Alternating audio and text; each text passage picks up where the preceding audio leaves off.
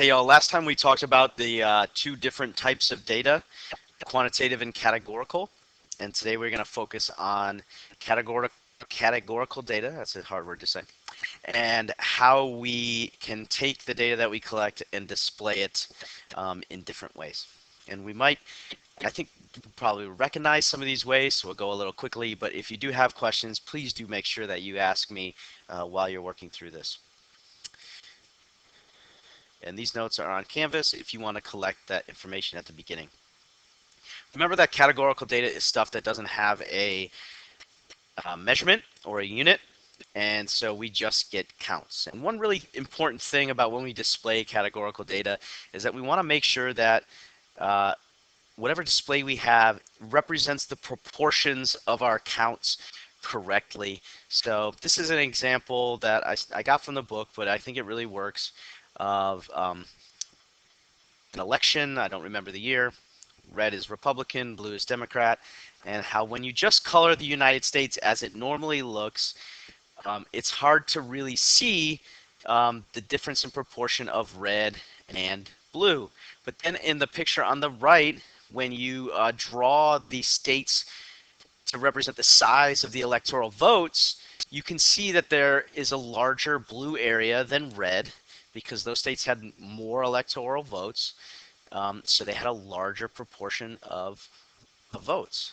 And so it's really important that if you use a data display, a visual display for categorical data, that the area represents the true proportions of your categories. And some ways that we display our bar charts, you've definitely seen a bar chart. These bars don't touch.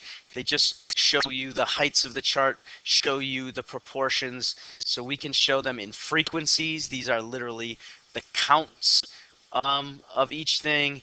Or you can do percentages. That's the percentage of the whole. We can do some side-by-side bar charts. So this is data from the Titanic, and it puts people in categories, whether they were a first, second, or third class passenger, or if they were a member of the crew. And so the first two up top give you the percentages of each of the groups. And then this one right here, this is called a side-by-side bar chart. And what this is giving us is the percentage of people in each category that either lived after the Titanic crashed or died.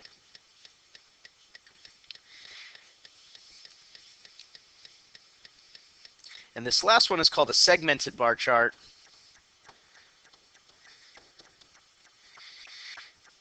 And it is giving us information about all the people who lived and all the people who died. They have to add up to 100%. And it is showing us the proportion of each group that lived and each group and the amount that died. So you can see there's a greater proportion of crew that died compared to the other three. And you can see that there's a larger proportion of people who lived that were first class. And you might draw some conclusions of why that is, but we're not at that part of statistics. Then, of course, we have pie charts. It can represent counts or they can represent percentages. It's really important that we make sure that when we display these things that they are displaying correctly the true proportions. So we want to be able to look at them even if there's no numbers and see, for example, which is the smallest piece of the pie.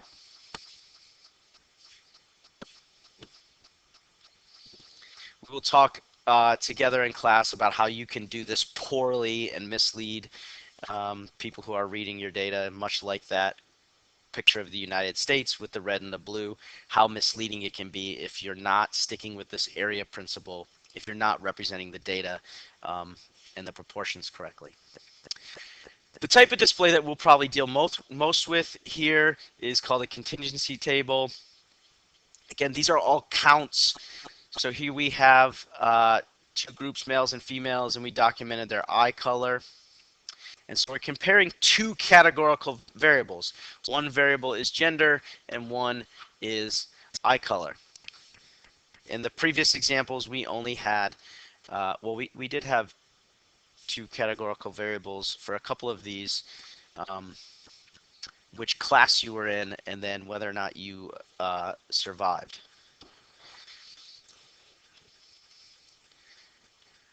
Spoiler alert, if you don't know anything about the Titanic, some people did die. It was sad. So here we're looking at a contingency table, and there are there are three sections of this class this year. We're going to talk about collecting data. We're going to talk about the descriptive statistics that we can get from those data, like means and standard deviations and medians and proportions and percentages. And then eventually we're going to take that data and we're going to make some interpretations. But right now we have a display of some data that was collected, and so we can get some descriptive statistics. Right now we can get some proportions off of this contingency table. So I am going to ask you to pause here and see if you can find these proportions without having talked about it at all. So go ahead and check your answers. Just to note that typically there's no hard and fast rule about rounding when I have decimals, but I typically go to 4 decimal places. That way, if I want to convert this thing into a percentage, I will still have 2 decimal places when I'm done with that. It's just the way I like to do it. It doesn't make it more correct than anybody else, but it's good to have several decimal places, except in the event when it's 0.5. So here I have 10 blue-eyed people. I go to the blue-eyed category. There are 10 total individuals who have blue eyes, and I wanted to just know the percentage of people who have blue eyes. And so down here in the bottom right is the total number of participants, so I get 10 over 64. Here it says what percentage of females are brown-eyed. So now I'm just going to look at this row of females. There are 16 brown-eyed females out of a total of 32, and so that's how I get my 0.5. And then brown-eyed students that are female, I have 16 brown-eyed females, and there are 36 total participants, male and female with brown eyes, and so that's how I get my 16 out of 36. As ever, if you have a question about any of these, make sure you ask. So in our original contingency table, we have counts our totals. 32 total males, 32 total females, 64 total people. 10 blue-eyed participants, 36 blue-eyed participants, 18 green, hazel, other. So those are counts. We can look at a distribution. We're going to talk a ton about distributions this year. And we are going to look at the percentages of each, whether by eye color or by gender. And these are called marginal distributions. So I'll go ahead and fill them in and then talk about them. So here we're looking at our table and we're focusing just on eye color. So we're going to see how the participants are distributed over eye color. And so we have 10 out of our total 64 with blue eyes, 36 over 64 with brown, and 18 out of 64 with other. And then we get our decimals. If we add all those together, they should add up to close to 100. I've rounded, so it'll be off by a little bit. And this is the distribution of our 64 participants just looking at their eye color. So just over 15% were blue eyes, just over 56% were brown eyes, and just over 28% had some other color eye. So here we're able to isolate just one of the variables. We can do the same thing for gender. As you can see, the gender distribution is not as interesting. We have 50% of our participants are male and 50% female. But again, we've just isolated the distribution for one variable, which in this case was gender. And then we can come up with conditional distributions. Those are the things that here exist in the white cells. We can look at the distribution of males' eye colors. We can look at the distribution of females' eye colors. And so we do just what we did with the marginal distributions, but now we're using both categories here together. So let me fill those two in. And I will do just the fractions and not the decimals. I don't want it to get too messy for you. So we'll talk about conditional probability sometime in the future. And what it means by conditions is we are setting a condition. Here, I want to find these proportions, but I want to set a condition. I want my condition to be what are the proportion or what is the distribution of eye color if I'm only looking at the male participants? What is the distribution of eye color if I'm only looking at the female participants?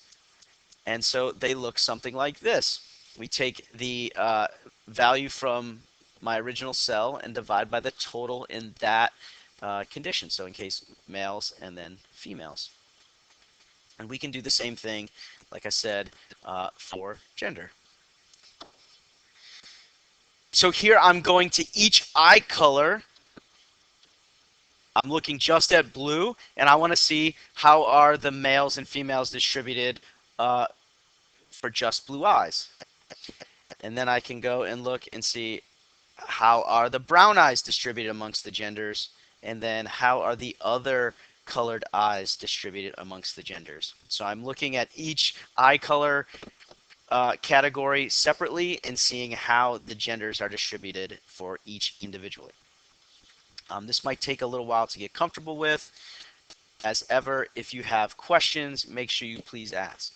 Now I'm going to have a few questions pop up related to this contingency table.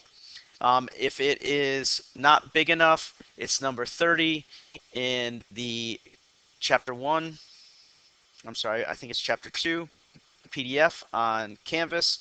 I will scroll down and I will ask you a few questions. Do make sure you answer them. And if you have questions yourself, do make sure you ask them. And we can chat about this together or as a group next class. Good luck.